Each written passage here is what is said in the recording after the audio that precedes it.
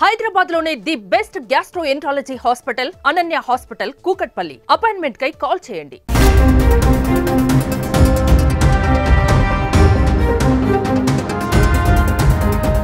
భారత reserve bank of India మరో కీలక ప్రకటన చేసింది. త్వరలో కొత్త 50 రూపాయల నోట్లను విడుదల చేయనున్నట్లు తెలిపింది.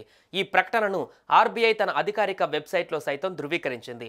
అయితే కొత్త 50 రూపాయల నోట్లు మార్కెట్లోకి విడుదలవుతుండటంతో పాత నోట్లు చెల్లుతాయా లేదా, అసలు కొత్తగా నోట్ల విడుదల చేయాల్సిన అవసరం ఏమొచ్చింది అనే అనుమానం మొదలైంది.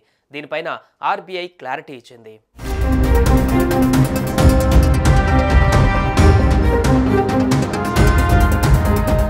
భారత reserve bank of India RBI త్వరలో కొత్త 50 రూపాయల నోట్లను విడుదల చేయనున్నట్లు ప్రకటన చేసింది. కొత్త 50 రూపాయల నోట్లపైన ప్రస్తుత ఆర్బీఐ గవర్నర్ సంజయ్ మల్హోత్రా సంతకం ఉండనుంది. గవర్నర్ సంజయ్ మల్హోత్రా సంతకంతో కూడిన 50 రూపాయల డినామినేషన్ నోట్లను త్వరలో విడుదల చేయనున్నామని, ఈ నోట్ల డిజైన్ అన్ని విధాలుగా మహాత్మా గాంధీ కొత్త సిరీస్లోని 50 రూపాయల నోట్లను పోలి ఉంటుందని ఆర్బీఐ ఒక ప్రకటనలో తెలిపింది.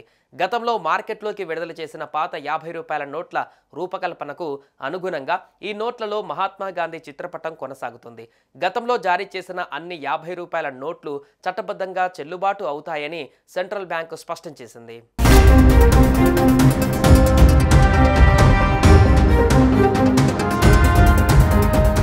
కొత్త 50 రూపాయల నోట్లు మార్కెట్లోకి వస్తుండటంతో పాత నోట్లు చెల్లుబాటు అవుతాయా లేదా అనే ప్రశ్నలు తలెత్తుతున్న క్రమంలో ఆర్బీఐ స్పందించింది. అటువంటి పుకార్లు నమ్మకండని తెలిపింది. గతంలో రిజర్వ్ బ్యాంకు జారీ చేసిన 50 రూపాయల విలువ కలిగిన అన్ని నోట్లు చట్టబద్ధంగా చెలామణిలో ఉంటాయని ప్రకటించింది. ప్రస్తుతం చెలామణిలో ఉన్న కరెన్సీ నోట్లలో ఎక్కువ మాజీ గవర్నర్ శక్తికాంత దాస్ సంతకంతోనే ప్రచారంలో ఉన్నాయి. ఇక కొత్తగా 50 రూపాయల నోట్లు వస్తున్నాయంటే నకిలీ నోట్లు చెలామణి అయ్యే అవకాశం లేకపోలేదు.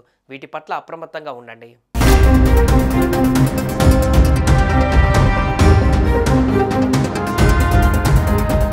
ఆర్బీఐ గవర్నర్గా బాధ్యతలు చేపట్టిన మల్హోత్రా సంతకంతో నోట్లు జారీ కావడం ఇదే తొలిసారిగా చెబుతున్నారు. గతేడాది డిసెంబర్లో ఆయన భారత రిజర్వ్ బ్యాంక్ గవర్నర్గా బాధ్యతలు చేపట్టారు. మహాత్మా గాంధీ సిరీస్లో ప్రింట్ అయ్యే కొత్త సిరీస్ను ఆయన సంతకంతోనే రిలీజ్ చేసినట్లుగా చెబుతున్నారు. 56 ఏళ్ల మల్హోత్రాను కేంద్ర ప్రభుత్వం 2022లో ఆర్బీఐ గవర్నర్ పదవికి నామినేట్ చేసింది. ఆర్బీఐ గవర్నర్గా ఆయన 3 ఏళ్ల పదవీ కాలానికి ఈ నియామకం దేశ ద్రవ్య విధానంలో గణనీయమైన మార్పులను తీసుకువస్తుందని భావిస్తున్నారు.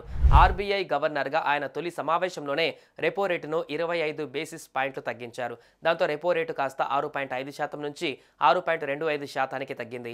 12వ విధాన సమీక్ష తర్వాత ఇది మొదటి రెపో రేటు తగ్గింపుగా చెప్పవచ్చు.